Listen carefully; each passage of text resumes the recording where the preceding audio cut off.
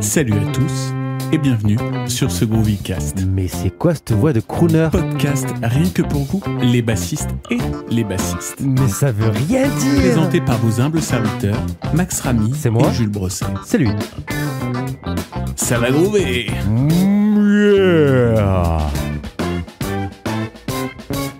Bonne écoute. Salut, comment ça va Max? Ça va très bien toi? Eh ben écoute, fort bien. Qu'est-ce que nous allons faire aujourd'hui? Eh bien, on reçoit notre deuxième invité. Le premier, c'était Sébastien Tibax. Un escroc. Ça c'est dit. Ça Ça c'est dit. Et du coup, notre deuxième invité, c'est Pascal Mulot. Pascal, bienvenue, enchanté. Un autre escroc, bienvenue. Bienvenue sur le Groovycast. Le Groovycast. Groovycast, c'est un podcast où on parle de basse, on parle un petit peu de tous les sujets autour de la basse. Donc, enchanté de faire ta connaissance parce que du coup, on se voit pour la première fois. Jules, je pense que tu es plus un habitué de Pascal Mulot, on va dire. Je connais le monsieur, je connais. Pour ceux qui ne te connaissent pas, Pascal, est-ce que tu peux te présenter en quelques mots, vite fait Est-ce que je peux me présenter? Oui, alors je suis issu d'une famille de musiciens puisque mon arrière-grand-oncle ou grand-oncle, je ne sais plus exactement, Eugène Ysaÿe, un compositeur de musique classique. Mon papa est musicien de jazz, donc j'ai baigné dans cette culture-là quand j'étais petit. J'étais placé au conservatoire, donc j'ai aussi bénéficié de la culture de la musique classique. Et puis, quand j'étais jeuneau, j'écoutais pas mal de rock, de hard rock, de variété internationale. J'ai commencé la basse à 20 ans,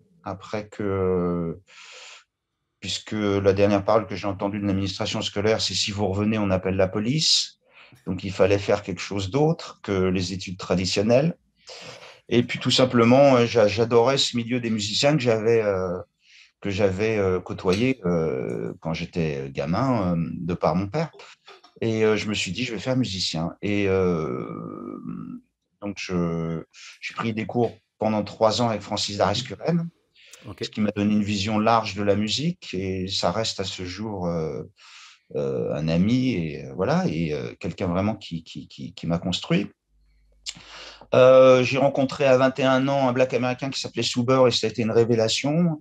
Il m'a apporté la culture du funk. On a fait le premier groupe de hard funk en France qui s'appelait Suber Bebop, qui a fait pas mal de concerts.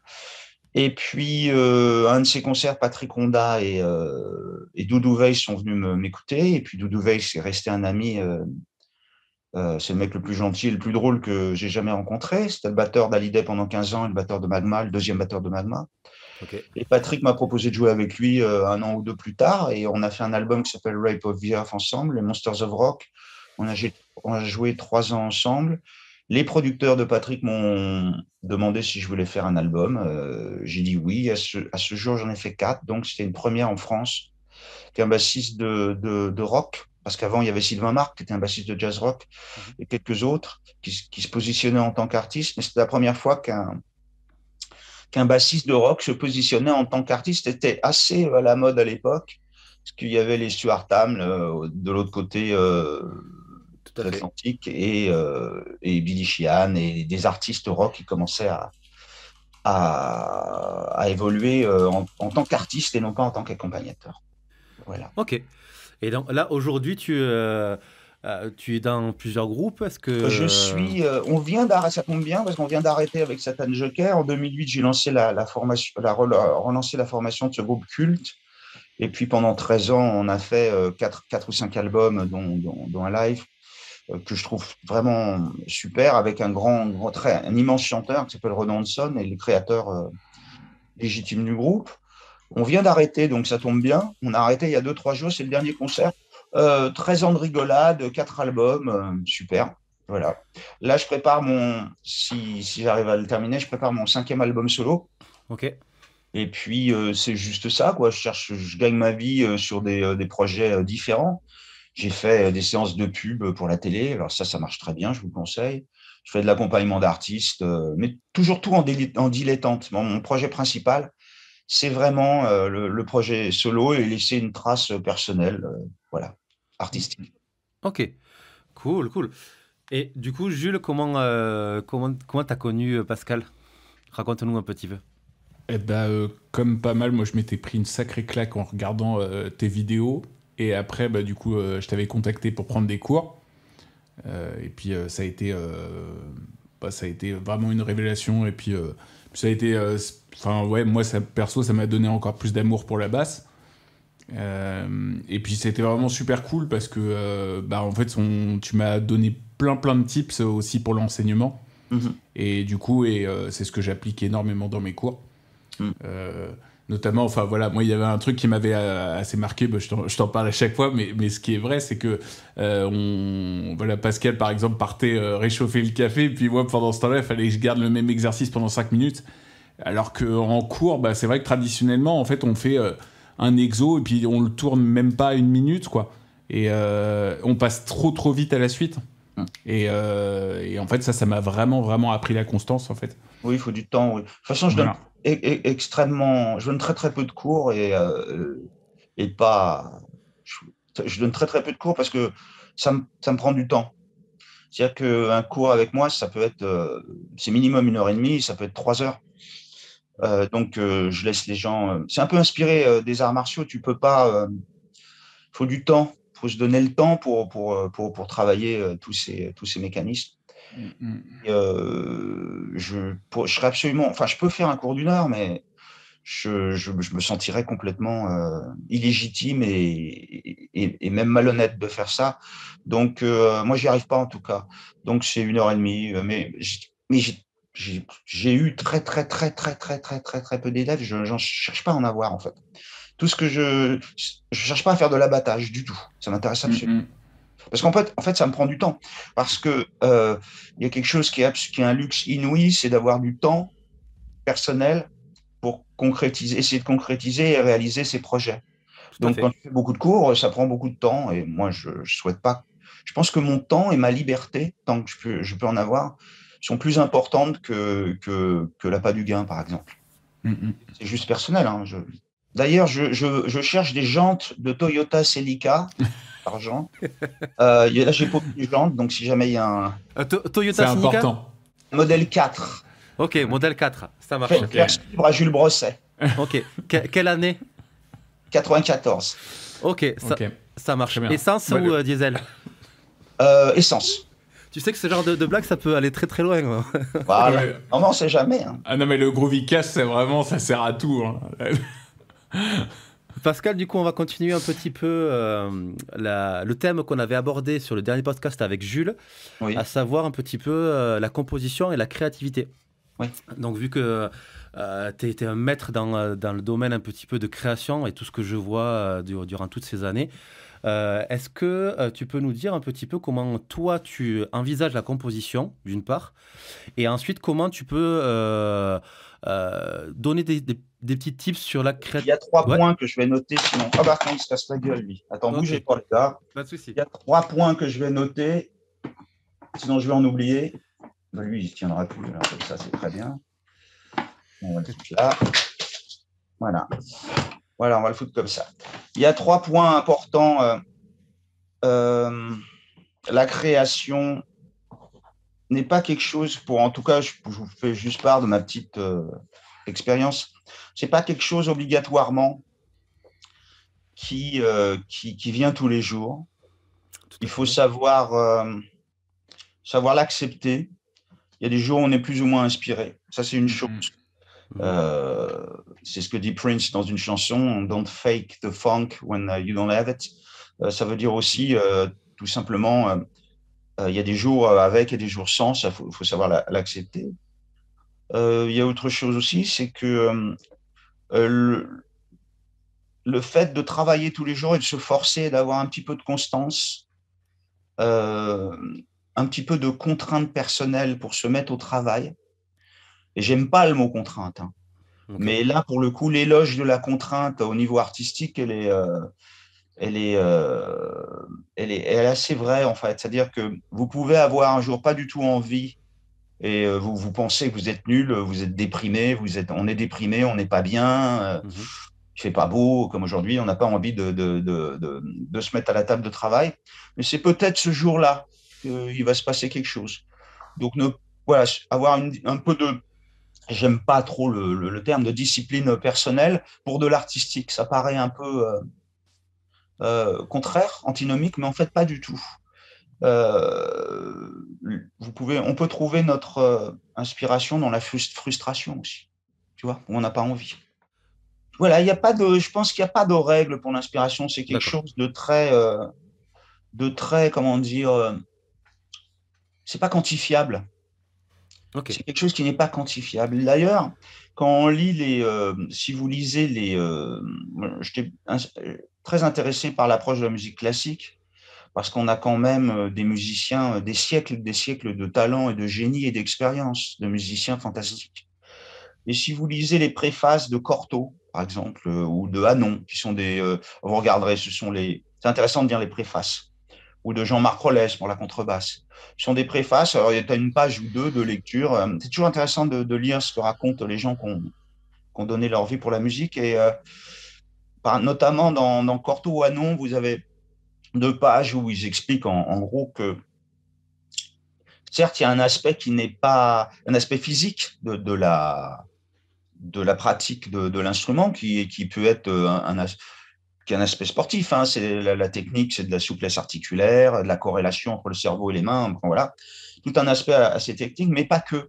Vous avez un aspect qui est aussi un aspect créatif et un aspect culturel et un aspect de votre personnalité. Et ça, j'avoue, c'est comme la poésie. C'est pas quelque chose que moi je peux quantifier. Donc c'est pas quelque chose que je peux vraiment expliquer. Ok. Après, le truc qui était intéressant, justement, en prenant des cours avec toi, par exemple, tu vois, le truc qui était cool, nous, Max, c'est que rien en échauffement, parce que toi, tu prêtes beaucoup d'attention à l'échauffement, parce que, comme tu le disais, c'est une discipline presque sportive, hein, le fait de pouvoir jouer toute la journée et de pas avoir de problèmes, tendinite et autres. Et donc déjà dès le début, en fait, dans l'échauffement, déjà on explorait justement, on restait par exemple sur une basse assez constante, et puis après tu fais des fils dans plein de tonalités différentes. Et rien que déjà, pour moi, en explorant ce genre de piste, ça peut te donner vraiment une brèche vers une composition d'un morceau, en fait. Enfin moi, en tout cas, je suis parti de plein de grooves comme ça, quoi, en fait. Ouais, l'échauffement, c'est vraiment important.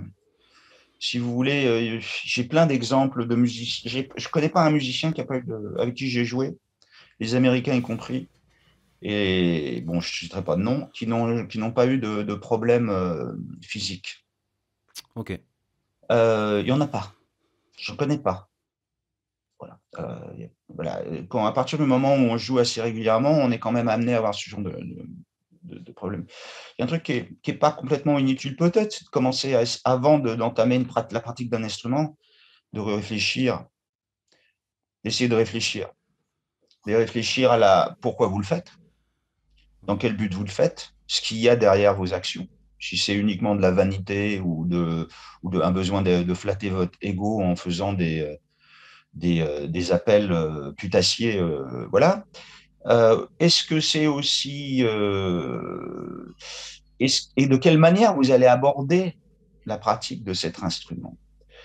euh, les, Vraiment, plus j'ai d'expérience, plus je suis vieux.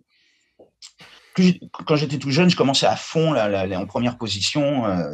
J'étais vraiment un athlète de la base. Je pense que j'étais vraiment. Enfin, j'avais des prédispositions physiques et peut-être créatives pour cet instrument, mais j'y allais à fond tout de suite parce que j'avais personne pour m'expliquer qu'il fallait pas faire ça. Et en fait, faut savoir écouter son corps. Il y a des jours où vous allez être au top tout de suite. Il y a des jours où il faudra toute une journée pour arriver à juste quelque chose de potable. Et la plupart du temps, de toute manière, il faudra y aller mollo et puis faut y aller en décontraction. C'est simple, hein, faut pas forcer tout simplement. Si vous démarrez votre bagnole et qu'il fait -20 et que vous démarrez votre bagnole et vous êtes à 110 au bout de 2 minutes, je suis pas sûr que le moteur. Tout à fait. Voilà, il faut préparer tout ça, il faut chauffer tout ça. Et de plus, même au niveau du groove et du swing, c'est simple, quoi. Faut pas, à moins de jouer dans un groupe de punk, des morceaux comme Tue ta mère et les gens qui bossent, c'est tous des cons. Les cheveux peints en vert, ce que j'adore, hein, c'est pas le problème, ça me fait rire. Et donc de jouer crispé. Mhm. La plupart du temps, c'est quand même cool quand vous jouez relax. C'est là, même pour des trucs menaçants, pour avoir même les trucs les plus rock, même les trucs les plus énergiques, quand vous jouez relax et qu'on n'entend pas quelqu'un qui force, c'est quand même super cool. Je me rappelle avoir vraiment joué avec Vai, je me rappelle m'être retourné vers son ampli quand je jouais avec lui et d'avoir entendu des myriades de notes magnifiques. Mais je voyais le mec à côté, il ne forçait pas du tout, hein. Ouais, mais t'as vu Ouais. là par contre ce qui lui est arrivé dernièrement? Il y a les mots. Ouais. Putain, il est carrément là il a fait alors je sais pas où est-ce qu'il en est maintenant hein, mais il a fait carrément même une composition dernièrement où il a que sa main gauche quoi. Tout à fait. Ah oui, je Ouais, comprends. Il faut y aller mollo. ouais. Euh, c'est logique en fait quand on y réfléchit, hein. Même les forces de la nature, même les forces de la nature. Je citerai pas de nom, mais euh, je me rappelle d'amis bassistes américains en fait, les mecs qui se sont fait opérer ou ça peut arriver ou ils ont eu. Tu forces une fois et tu forces une fois au bout de 10 secondes, 2 secondes et tu as, 4-5 ans de douleur. Donc, il Ok. faut vraiment y aller mollo, quoi. Mm, mm. Et t'as des petits tips pour y aller mollo, comme tu dis? Alors, ça peut être tout simplement, tu vois, tu travailles sur les harmoniques, tu travailles Ok. parce que au tout départ, tu as moins de pression. Tu joues, tu joues pas sur la première, troisième, cinquième position du manche, tout en haut, là où les cases sont plus Ouais. grandes, avant 20 minutes, mais fais surtout s'écouter. Tu as des gens qui ont les personnalités sont différentes. Tu as des gens qui ont une thermorégulation. Tu as des potes, mais ils ont les mains chaudes tout de suite. Tu as des gens Mm. qui ont une mauvaise circulation. Donc tout ça est important, quoi. Mm, Je mm, parlais mm. aussi avec un médecin du sport à la Cité des Sciences qui était spécialisé sur les musiciens. Et il avait dit un truc que je trouvais assez intéressant. Il disait, tu n'auras jamais de tendinite si la température de ton corps augmente d'1 ou 2 degrés. En fait, tu fais un footing. Moi, je suis arrivé au dernier concert de Sgt. Joker, là, j'avais du mal à trouver un parking. Je suis arrivé en nage, donc je me suis pressé. Ouais. J'étais en nage, donc j'ai couru. Mais je suis arrivé, j'étais chaud, quoi. Tu vois, la température de ton corps influe sur ta circulation sanguine, enfin, c'est logique. Si vous faites un footing à froid, que vous ne chauffez pas, moi j'ai des amis qui courront plus avec ça, quoi. Oui, tout à fait. Qui faisaient le Paris-New York, là, le marathon, et ils courront plus. Donc, faut faire gaffe, quoi. Juste si ce blog peut servir à ça, s'écouter, surtout pas travailler si vous n'avez pas le temps, comme si vous aviez le temps. Si vous n'avez pas le temps, moi, si j'ai pas le temps, là, regarde, je pourrais prendre la basse et jouer.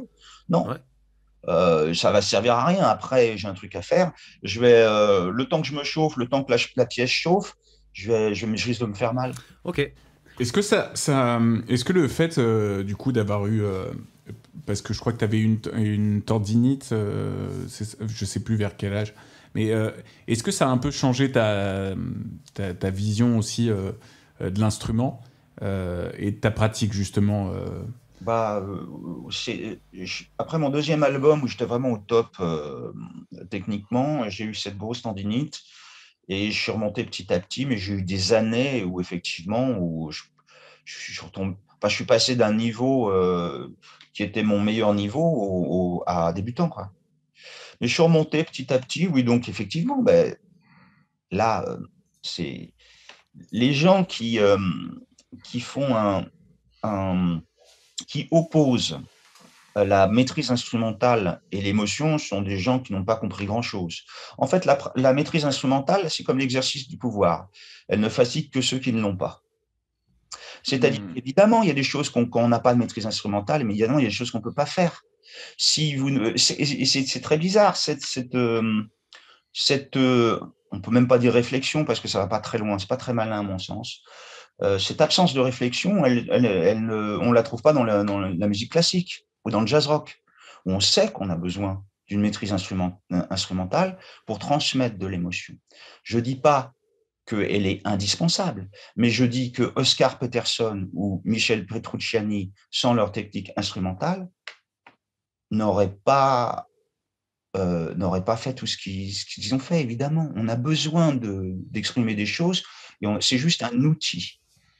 Hmm. Mais le fait que j'ai que je pense avoir à tort ou à raison une grosse personnalité identifiable musicale, sinon j'aurais pas fait d'album solo. Ça sert à rien de faire des copies de tel ou tel artiste. Si j'avais pas une personnalité, le fait d'avoir un minimum de personnalité, ça veut pas dire pour autant que je vais pas uniquement tout baser là-dessus. J'ai besoin de maîtrise de l'instrument pour dire des choses.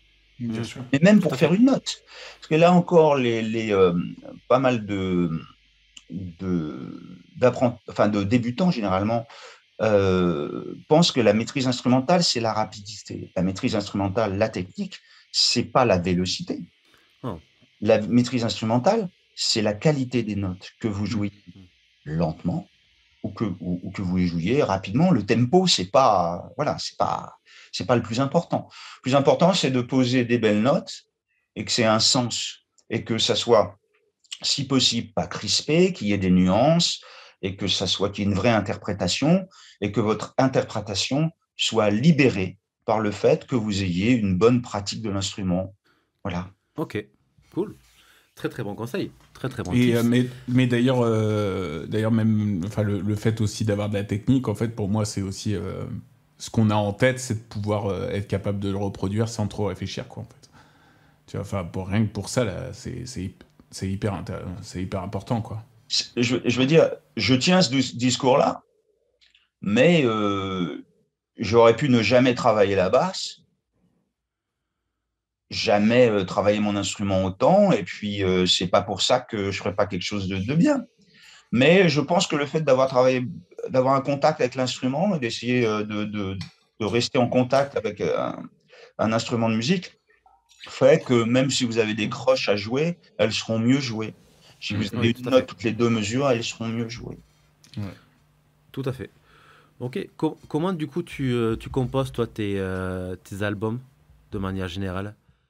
Alors, pour le premier album, les producteurs de Patrick Ronda, Bobby Bruno et Paul Tutti Bobby m'avait convoqué dans le bureau là et m'avait dit est-ce que tu veux faire un album? Je dis oui. Est-ce que tu es prêt? J'ai dit oui, mais c'était un mensonge. Quand on te propose un truc comme ça, tu dis pas oui peut-être parce que en fait l'occasion, on sait jamais ce qui peut te passer. Et puis les artistes ont ce qu'on appelle des névroses d'échec, moi y compris. On remet toujours au lendemain parce qu'on a des doutes.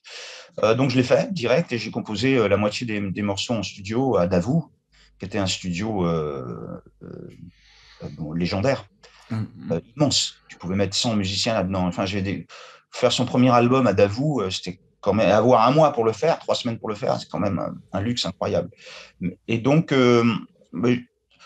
j'ai composé peut-être le tiers ou la moitié des morceaux en studio.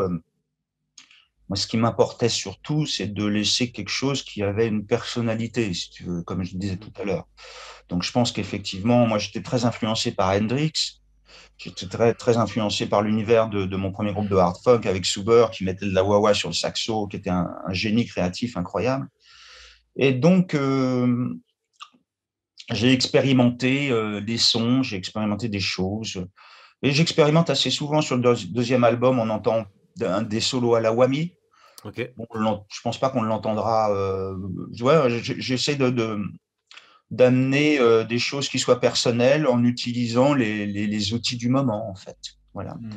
Mais pour répondre à ta question, comment je compose, euh, tu sais, ça peut être une ambiance, ça peut être, tu peux partir d'une idée. J'avais vu un film de Ridley Scott qui s'appelle Legend, je crois le premier film de Ridley Scott, où le caractère du diable est fantastique. Et donc j'en ai fait un morceau sur le troisième album qui s'appelle Evil Seed. J'ai fait un morceau aussi en hommage à ma mère, un morceau qui s'appelle Mother. Ok. Donc, évidemment, les ambiances et les sons et les thèmes que tu vas déployer selon le thème d'inspiration que tu choisis, selon le titre que tu donnes à ta chanson, le thème que tu souhaites donner à ta chanson change évidemment. Donc, ça peut être à partir d'une idée ou ça peut être à partir, je trouve une mélodie, je trouve ça super. Mhm. Généralement, c'est ça, c'est trouver une mélodie. En fait, mais c'est juste personnel. La raison pour laquelle j'aime bien j'adore et la raison pour laquelle mon musicien préféré, c'est Oscar Peterson, c'est parce qu'il y a des mélodies. Ouais. Vous avez un disque que j'adore, que mon père Bastien en boucle, qui s'appelle We Get Request. Il n'y a pas une note en trop. C'est de la virtuosité incroyable. Il n'y a pas une note en trop. Ce sont des mélodies. Et les trois, Ray Brown, qui est mon contrebassiste préféré, et Ed Chipman, qui joue, il y a une magie incroyable. Voilà, dans un titre comme September Second, c'est tout simple, c'est la mineur sur le 7 Fa. C'est vraiment. Ouais. Et on n'a pas besoin de faire compliqué pour faire beau.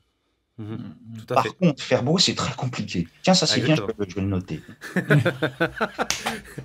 Ça sera la phrase du jour. C'est clair. Pas mal ce que je viens de trouver. Ouais, C'est parfait, c'est très, très bon. Très, très bon. Oh, je vais le mettre en lettres d'or sur ma cheminée. Mais ceci dit, c'est vrai. N'importe qui peut devenir un singe savant. Jouer vite, plus ou moins bien, bouger des doigts. Tout le monde ne peut pas faire une mélodie, une belle mélodie.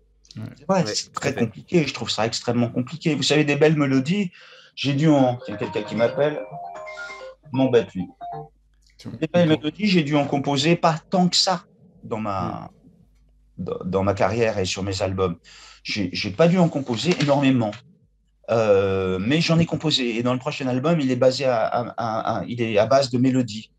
C'est ça qui m'intéresse. C'est l'album de la maturité. En général, on dit toujours ça. C'est pas ça du tout. Je pense que j'ai eu un peu plus de temps pour le composer et pour le produire. Donc j'essaye de trouver des choses qui me plaisent dedans, sur plusieurs idées. Vous voyez, il n'y a pas de règle dans l'artistique. Je pense pas. Enfin, moi, je dis qu'il n'y a pas de règle. C'est très difficile de quantifier la poésie. Moi, je trouve ça extrêmement scolaire. Pour moi, il n'y a pas de règle. La seule règle, il faut être généreux. C'est ce que j'essaye de dire. Je pense que si vous faites un métier artistique uniquement pour vous montrer et pour pour être connu, ça rejoint plus la vanité que la musique. Et je pense que si vous vous dirigez en tant qu'artiste, en tant que musicien, bassiste qui fait des albums, la moindre des choses, c'est d'avoir une personnalité musicale. Sinon, voilà. Et de plus, je pense que être accompagnateur, c'est très honorable. Tout à fait. C'est ce que je fais à côté aussi. Et voilà, chaque personne est différente. Vous avez des gens qui seront heureux en étant accompagnateurs et qui vont jouer magnifiquement bien et qui auront une belle vie et qui rendront les autres heureux. Enfin, vous voyez, tout se passe bien, quoi. Il y a tout, et voilà, et c'est parfait, c'est fantastique, super. Il faut tout pour faire un monde. Exactement. Et un truc important aussi, il y a du soleil pour tout le monde. C'est-à-dire la compétition, c'est vraiment quelque chose qui... Je pense qu'encore les gens n'ont pas bien réfléchi. Je pense qu'il y a un problème de neurones. Enfin, je veux pas être du tout péjoratif, mais c'est vrai que ça me paraît pas très malin, quoi. Vous savez, mon premier NAMM Show, c'était en 92. Le fait de côtoyer tous ces grands bassistes qui m'ont adopté, comme Entwistle, Wimbish, T.M. Stevens, Stuart Tam, que je connais depuis 25-30 ans et qui m'ont adopté et je crois qu'il y a un respect mutuel, j'espère. Ou Adrien Ferro, qui pour moi est un mec exceptionnel. Quand on réfléchit bien, quand on cite ces quelques noms, vous voyez bien qu'il y a des jeux, des sons, des identités, des personnalités qui sont complètement différentes. À partir du moment où on devient soi-même, la compétition avec les autres, elle est complètement nulle. Enfin, c'est débile. Exactement. Je vais me mettre en compétition avec un autre Pascal Hulot? Il n'y en a pas. Je suis unique. Comme Stuart Tam est unique. Comme Entwistle était unique. Comme toi, Jules, tu es unique. Comme toi, tu es unique aussi. En fait, ce que j'ai cherché à travailler, moi, c'est de travailler cette personnalité. Et pas tant travailler. J'ai travaillé la technique, mais je travaille surtout. Je jouais comme moi. Les techniques que j'ai créées, il n'y en a pas beaucoup, mais ce sont les miennes. Personne ne me les a montrées, je les ai inventées. Donc, j'ai travaillé cette personnalité. Mes émotions sont les miennes. Elles aboutissent à des mélodies. Et personne d'autre n'a mes émotions. Heureusement pour eux, d'ailleurs. Heureusement pour les Donc, vous voyez, la compétition, tout ça, c'est... Exactement. Est-ce que aussi, même si je me dis qu'il n'y a pas de règles, est-ce que aussi des fois des sons t'ont inspiré? Par exemple, je sais que tu as beaucoup utilisé, tu vois, notamment, enfin je te vois souvent avec ton pedalboard Boss, il y a des sons bien particuliers. Enfin, est-ce qu'à un moment, je sais pas, tu as commencé à jammer un peu avec un type de son et puis d'un coup, il y a un truc qui Ce qui est qui ma s'est technique débloqué? pour percu, que j'ai pas montré sur la cassette vidéo parce que je voulais pas je voulais pas avoir un milliard de clones qui se revendiquent de choses qui leur appartiennent pas. Euh, c'est vraiment en écoutant les percussionnistes. Euh, le fait de mettre la wah-wah sur la basse et de compresser un peu après, c'est vraiment Hendrix. Euh, mais l'univers poétique d'Hendrix, le fait d'expérimenter des choses et qu'un son peut te faire voyager, peut exprimer beaucoup plus de choses, même parfois que des sextolets, que quelques notes. Un son peut exprimer des choses aussi. C'est vraiment l'univers d'Hendrix, ouais. Ouais, ouais, vraiment. Mais pour moi, Hendrix, Miles Davis, mais c'est plus dans la démarche des gens. Quand tu vois un mec comme Miles Davis qui fait une première carrière dans du jazz traditionnel sublime, en apportant déjà des choses et qui se réinvente à la fin de sa vie avec Foley, le bassiste lead. Enfin, tu vois pas beaucoup de musiciens étrangers et encore moins français, surtout dans le jazz, où ils sont assez avec des œillères, qui a cette ouverture d'esprit. Donc c'est plus la philosophie, la démarche, l'univers de grands artistes qui m'ont inspiré. Mais jamais j'aurais. Enfin, si j'ai joué tous les trucs de Pasto, j'ai joué tous les trucs de Stanley, mais jamais, jamais ça me serait venu à l'idée même si j'aime ce son, d'essayer de copier ou d'essayer d'être dans ce truc-là où ils sont tous avec du bas médium à faire des doubles croches, mais on n'entend personne. Tu entends, il n'y en a qu'un, tu l'entends. Et tu n'entends pas qu'une technique, tu entends une vraie personnalité. Tu entends un ego, tu entends une souffrance, tu entends une générosité, tu entends un compositeur, tu entends un homme, tu n'entends pas un interprète ou un clone, tu entends un vrai mec, une vraie personnalité. Ça n'est pareil, des fréquences différentes. Tu l'entends, tu les entends au premier son, tu sais que c'est eux. Tu vois qui d'autre Entwistle, pareil, t'entends, tu sais que c'est lui. TM, tu fais une note, tu sais que c'est lui. Ouais, Wimbish, tu sais que c'est lui. Tu vois et un bassiste récent, est-ce que tu retrouves ça sur certains bassistes récents ou pas du tout? Je retrouve ça sur tous les bassistes qui sont arrivés à développer une personnalité. En France, je l'entends chez Adrien Ferraud, parce que j'entends, même si c'est dans ce registre Pasto, j'entends une vraie personnalité. Je pense que c'est un mec bien en plus. Et à tort ou à raison, mais je ne connais pas bien, mais je pense que c'est un mec vraiment super. Étienne Mbappé, ça fait 25 ans que je le connais, 30 ans que je le connais, on a commencé ensemble. Il a une carrière artistique personnelle, bravo, il a son style, il a ses mélodies, il utilise sa culture chinoise, non je déconne, sa culture africaine pour faire quelque chose. Richard Bonnat, pareil, Ah ouais. je le retrouve même chez un bassiste de punk qui développe son truc, qui a un truc à lui, qui a une manière à lui de jouer, vous voyez. La poésie, elle n'est pas uniquement inhérente aux gens qui font du jazz rock ou qui font des albums solo, et peut-être à tout le monde. On entend cette personnalité incroyable chez Pino Palladino. Ah oui, tout à fait. On m'en réfère souvent parce que je fais de l'accompagnement, pas mal, et quand je fais de l'accompagnement, j'oublie complètement mon ego, mais par contre, j'essaye de sonner quand même. Est-ce que ma personnalité va magnifier la chanson? C'est rare, ça, c'est énorme. Des fois, faut pas. Des fois, il faut vraiment. Puis des fois, le fait d'avoir une personnalité, d'utiliser tel son, comme Pino Palladino, tu écoutes les disques de Paul Young, t'enlèves la base de Pino Palladino, ça n'existe plus. C'est-à-dire que c'est de la merde. Enfin, c'est vachement moins bien, quoi. Arriver à magnifier comme ça des chansons en tant qu'accompagnateur, tout le monde ne peut pas le faire. Exactement. Et c'est un peu ce que je recherche quand je fais de l'accompagnement. Est-ce que ma personnalité va pouvoir aider le playback, va pouvoir aider la chanson? Ça a été le cas récemment sur l'album de Ron Hanson. Ben, ça a été le cas sur 2 ou 3 chansons. Mhm. Et puis le reste, pas tant que ça. Mais c'est déjà une victoire, tu vois. Tout à Des fait. fois, pour mettre son ego en retrait, j'ai juste besoin de telle fréquence, de telle note à tel moment, sinon ça gêne l'ensemble.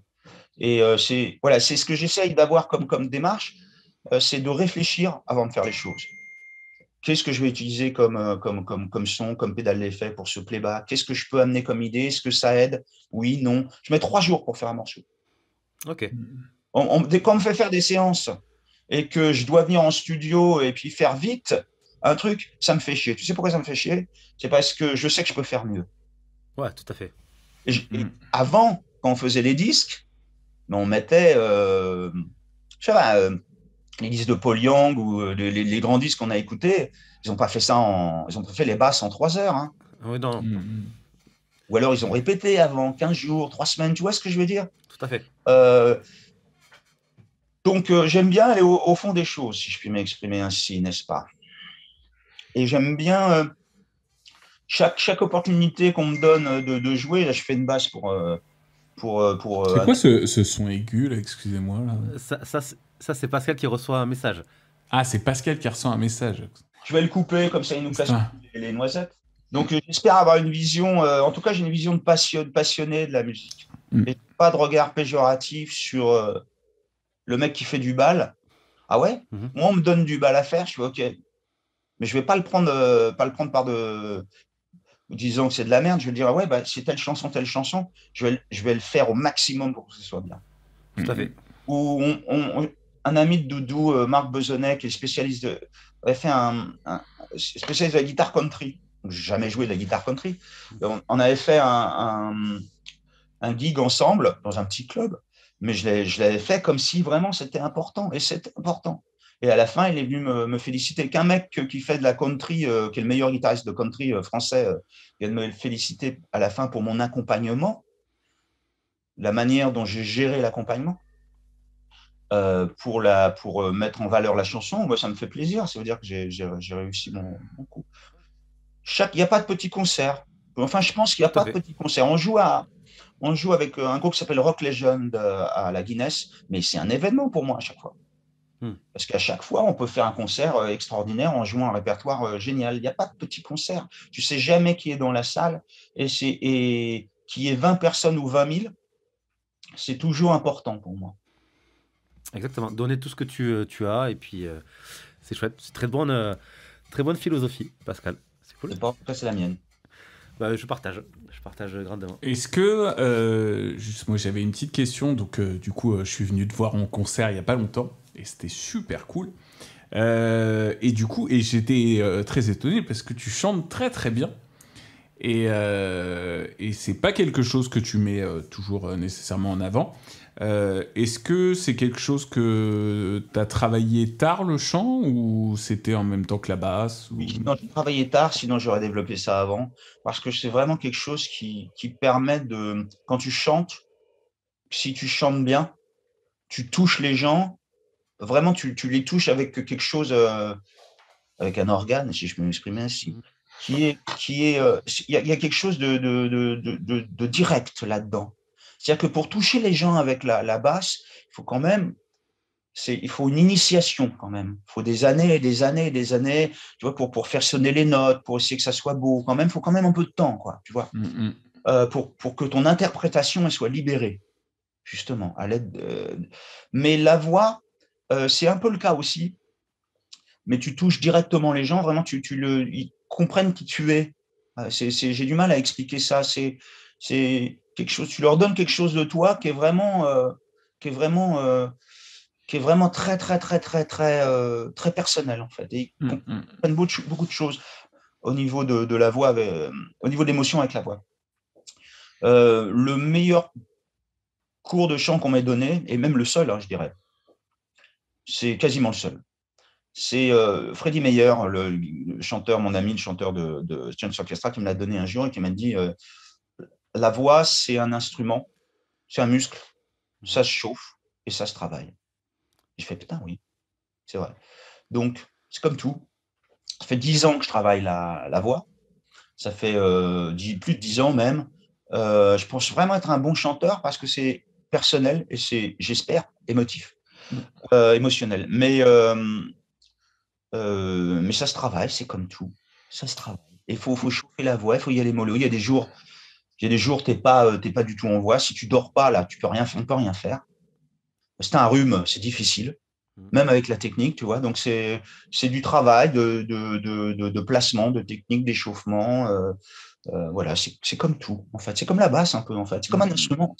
C'est un instrument, en fait. Et j'avais une dernière question, après je laisse mon acolyte parler par rapport à ça. Comment tu as travaillé ton indépendance basse, voix? Parce que c'est quelque chose qui est pas non plus super simple. Ouais, c'est pas facile. J'ai travaillé en me mettant au boulot. Tu prends la basse, tu prends un morceau, tu le chantes. Puis au début, ça va pas du tout, et puis peut-être que ça s'améliore, mais c'est vraiment sur de la pratique. C'est comme je pense, c'est un peu comme l'indépendance des batteurs qui font des rythmes de l'indépendance. J'ai jamais travaillé ça, mais je pense que c'est tout con. Si tu t'y mets pas, si tu travailles pas, en fait, si tu t'entraînes pas, t'y arrives pas, ou t'y arrives moins. Ok. C'est du travail, c'est pas mal de choses. Ok. Alors, le travail, pas dans le sens labeur, hein, mais le sens oui, tu non, donnes de l'énergie pour ton art. Tu donnes de l'énergie pour que quand les gens viennent t'écouter, ça soit, si possible, ça soit mieux. Tu vois, c'est plein de petits détails, une prestation scénique. Hein. C'est plein de petits détails. C'est le son, la manière, c'est la balance, c'est le son que tu as dans les retours, c'est les repères que tu as eu avant, le volume de ton instrument par rapport à la voix, est-ce que tout ça, est-ce que tu as bien travaillé les placements, c'est aussi, s'il y a un texte, c'est la manière dont tu le chantes, c'est les placements, c'est l'accent, si c'est de l'anglais ou pas, tu vois, c'est beaucoup, beaucoup, beaucoup de détails, en fait. Et du coup, sur ton prochain album, est-ce qu'il y aura un morceau basse-voix ou Oui, pas? oui, il y aura des morceaux chantés, il y aura des reprises, ouais. Cool. Ah, des reprises. Oui, oui, il y aura des reprises. Là, j'ai fait des reprises parce que alors, j'en ai des morceaux personnels, bon, on verra. Tu sais, c'est difficile pour un artiste de dire je vais faire ça, je préfère fermer ma gueule et essayer de faire les choses parce que, surtout dans le monde actuel dans lequel on vit, quoi, avec ce qui se passe en ce moment, tout peut basculer du jour au lendemain, donc on verra. Ok. Ça marche. Dernière question sur la composition. Est-ce que tu composes ou est-ce que tu crées tes arrangements au même endroit? Ou est-ce que tu changes un petit peu d'environnement? D'environnement, tu veux dire la pièce, l'endroit Tout où à fait. Alors, je te pose la question parce que je sais que mon guitariste avec qui je travaille, on fait du rock progressif avec mon groupe. Oui. Et je sais que lui, il a besoin de changer d'environnement. Il va dans la forêt, il reste un petit peu en studio enfermé, il va aux chiottes souvent pour composer. Est-ce que toi, du coup, tu es vraiment focus sur un endroit précis, une grotte, une caverne, ou est-ce que tu pars un petit peu partout? Non, mais je travaille un peu toujours au même endroit parce que les instruments sont là. Mais c'est sûr qu'un stage, une immersion au bois de Boulogne, par exemple, ou une maison de pute, ça peut être intéressant. Je veux dire, tu vas pas composer pareil. Tout à fait, oui. Mais ceci dit, c'est pas complètement con. Pour prendre l'exemple contraire, si je vais une abbaye, par exemple, Mhm, avec une belle nature autour. mhm. J'ai une cellule, on appelle ça, j'ai une chambre sommaire, austère, et juste de quoi enregistrer. Peut-être que je serais moins dérangé par le monde extérieur et je serais plus à même de composer des choses différentes. Si tu jeûnes, tu composeras des choses différentes d'une autre manière parce que tu seras dans un état physique et émotionnel différent. Mhm. Mais ça peut être aussi le coup de fil d'un ami qui te file la pêche. Tout à Et fait, là, ouais. tu composes un truc. Tu vois, on a tous expérimenté ça. Tu reçois un coup de fil, c'est un mec extrêmement positif, et tu as la pêche et tu composes un truc. Ou le contraire. Si tes mecs, je ne dirais pas de nom, mais les mecs qui t'appellent et ils te gâchent oh là là, il faisait beau et tout, et tu as un nuage sur la tête parce qu'ils ils te plombent la vie avec leur négativité. Et là, tu vas composer différemment ou pas, tu vois. Voilà. Ou alors tu fais comme c'est James Hetfield qui avait composé Nothing Else Matters, Le début, comme ça, tu vois, il est là au téléphone et ouais, il parlait et puis il faisait les cordes à vide et puis d'un coup il dit faut que je te laisse. Ok, super conseil Pascal. Est-ce que tu as des concerts à venir? Où c'est qu'on peut te trouver? Écoute, les concerts en ce moment, c'est un peu spécial avec la politique sanitaire, tout ce qui se passe, là, le Covid. Mais je dis rien parce que je ferme ma gueule, parce que je préfère fermer ma gueule. Si jamais il y a des concerts personnels, le Covid crée sur Facebook. Pour l'instant, il n'y a rien.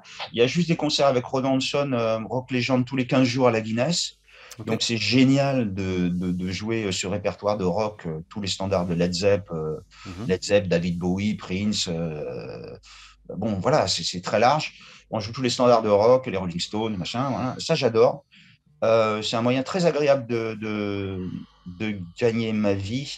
Mais je ne vais pas gagner ma vie, en fait, quand je fais ça. Ça me donne des cachets, effectivement, mais c'est surtout, j'y vais toujours, ça me plaît, quoi. Ouais, tu vois, je prends ma bagnole. Alors, pour ma bagnole, c'est une Toyota Celica, je le redis pour les jantes, hein, pour ceux qui voilà, modèle 4, voilà, pour les jantes. Je prends ma bagnole de sport à la con, là, de Malmsteen de banlieue. Je vais au parking, je prends un café à Paris, c'est à Châtelet, il se passe plein de trucs. J'adore la rue des Lombards. C'est là où j'ai commencé. Je suis avec des potes, je suis avec Jérôme Villefranc, Alain Muel, Ronan Hanson. On s'éclate à jouer. C'est fantastique. Donc, dans un club. Vous savez, les clubs, on a intérêt à prendre en conscience que c'est que sont des endroits fabuleux. Aux États-Unis, il y a une autre, tout à fait. Il y a une autre culture, une autre vision des choses. Hein. Il n'y a pas ce côté péjoratif. Hein. Jouer dans un club, pour moi, c'est un luxe inouï et c'est prestigieux. Dans la ville lumière, de jouer rue des Lombards, c'est prestigieux. Donc, j'adore ça. J'adore ça. Donc, voilà, il y a ces concerts-là. Mais les concerts, à part s'ils sont filmés, c'est que de l'éphémère. Oui. Le concert est terminé, à moins s'il est filmé, c'est pas autre chose. Et moi, j'essaie de laisser des traces. Donc, je suis plus à même d'essayer de laisser des vidéos, parce que c'est vraiment le but qui m'intéresse. Okay. Quand j'avais 20 ans, je me disais, la vie est courte, j'ai ce but-là, et je visualisais un but, j'avais une vision de ce que je voulais faire. Donc, des concerts, c'est intéressant, mais une fois que le concert est terminé, c'est fini. Vous avez laissé, à part si c'est filmé, et c'est très agréable, mais ça n'est que de l'éphémère. Dans l'ordre de priorité, c'est vraiment, tant que ça existe et tant que le changement climatique n'a pas foutu Internet en l'air, comme il devrait le faire, c'est laisser des traces sur disque, sur CD, sur MP3 ou YouTube ou ce que vous voulez. Voilà. C'est ça l'ordre des priorités pour moi. Ok, ça marche la quête. Et pas de concert privé, de rencontre très récemment? Alors, s'il doit y avoir un concert privé, il y en a eu une avec Patrick Rondel, à Abbey Road Institute. On a fait ça il y a 1 mois. Non, il y a 2 mois. Il y en a une de prévue au mois d'avril, le 17 avril, je crois. Il faut aller voir sur le Facebook de Sébastien Tibax qui organise ça. Donc, je vais venir avec mes morceaux, je vais les jouer live. Et puis après, on va discuter avec les gens. Ça, c'est vachement sympa. Et ils posent des questions, c'est vachement sympa. De 2-3, je vous tiendrai au courant si ça se concrétise. Ouais. Merci. Ok. Avec grand plaisir. Pascal, merci beaucoup d'avoir pris un petit peu de temps pour le Groovycast. Merci. Ce fut un grand plaisir.